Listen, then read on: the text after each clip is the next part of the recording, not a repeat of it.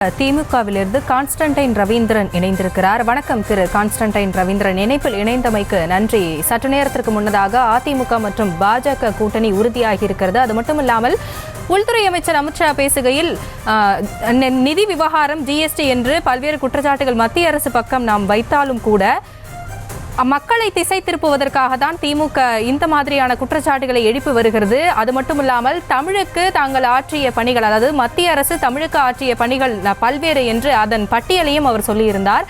முதலில் இந்த கூட்டணி குறித்து தாங்கள் பார்ப்பது என்ன? அதன் பிறகு மத்திய உள்துறை அமைச்சர் அமித்ஷா திமுகவின் மீது வைத்த குற்றச்சாட்டுகள் குறித்து தங்களுடைய கருத்து என்ன?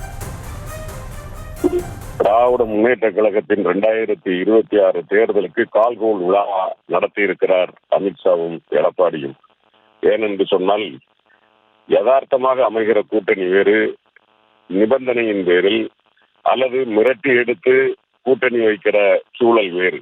இன்றைக்கு நடந்திருப்பது ஒரு யதார்த்த கூட்டணி இல்லை என்பதை அதிமுக தொண்டர்கள் மட்டுமல்ல, பாஜக தொண்டர்களுக்கும் அது தெரியும்.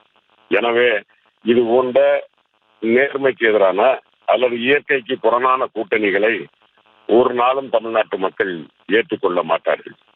எடப்பாடி பழனிசாமி அவர்களோ அல்லது அதிமுகவின் முக்கிய தலைவர்களோ பேசிக் கொள்கிற போது நாங்கள் ஒருபோதும் பாரதிய ஜனதா கட்சியோடு கூட்டணி வைக்க மாட்டோம் என்று சொன்னார்கள். அது மட்டுமல்ல, சமீபத்தில் கூட எடப்பாடி பழனிசாமி அவர்கள் ஒரு பேட்டியிலே சொல்லுகிற போது கூட்டணி என்பது தேர்தல் நேர உடன்பாடு தான், எனவே கூட்டணியை பற்றி இப்பொழுது பேச மாட்டோம் என்று பேசினார். அவர்கள் யாரோடு வேண்டுமென்றாலும் கூட்டணி வைக்கலாம், அது அதிமுகவிற்கு உள்ள உரிமை, அது அவர்களுடைய நிர்வாகம், அதில் நாம் தலையிடுவதற்கில்லை. ஆனால் ஒரு எதிர்க்கட்சி தலைவராக இந்த நாட்டு மக்கள் அவர் மீது நம்பிக்கை வைத்து 75 தொகுதிகளை கையில் கொடுத்திருக்கிற போது அவர் கொடுத்த பேட்டியில் சொன்னது கூட்டணி என்பது தேர்தல் நேர உடன்பாடு என்று.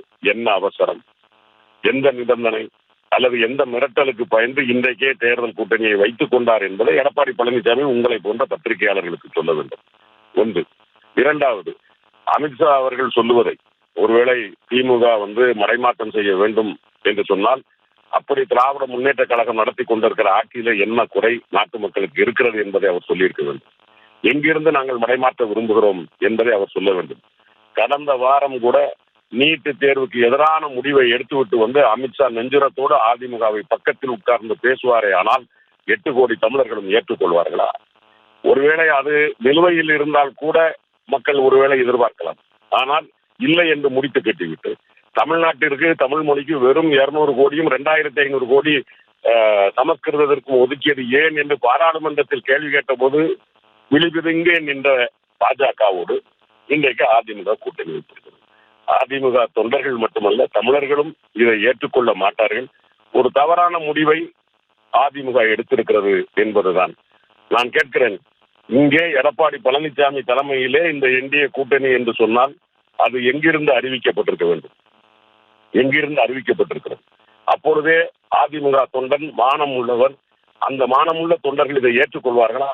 இதுவரைக்கும் ஜெயலலிதா அம்மையாரோ எம்ஜிஆரோ எங்கேயாவது ஒன்றில் ஜெயலலிதா அம்மையார் இருந்த வரைக்கும் போயஸ் கார்டனில் முடிவாகும், அல்லது எம்ஜிஆர் இருந்த வரைக்கும் அவருடைய தலைமை அலுவலகத்தில் முடிவாகும். இன்றைக்கு எங்கிருந்து அறிவிப்பு வந்திருக்கிறது? அந்த அளவிற்கு அதிமுகவை சிறுமைப்படுத்துகிற பாஜகவோடு அதிமுக கூட்டணி வைத்துக் கொண்டால் அதிமுக தொண்டர்கள் ஏற்றுக்கொள்வார்களா?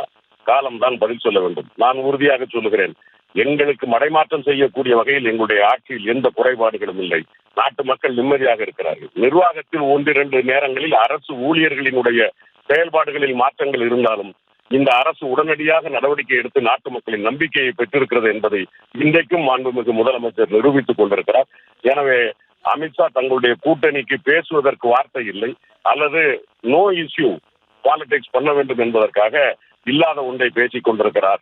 உறுதியாக சொல்லுகிறேன், 2026 திராவிட முன்னேற்ற கழக கூட்டணியை மாண்புமிகு நமது தமிழ்நாட்டு வாக்காளர்கள் ஆமோதிக்க வேண்டும், நம்மை வெற்றி பெற செய்ய வேண்டும் என்பதைத்தான் அமித்ஷா எடப்பாடியின் மூலம் நாட்டு மக்களுக்கு சொல்லி இருக்கிறார் என்று நான் நம்புகிறேன்.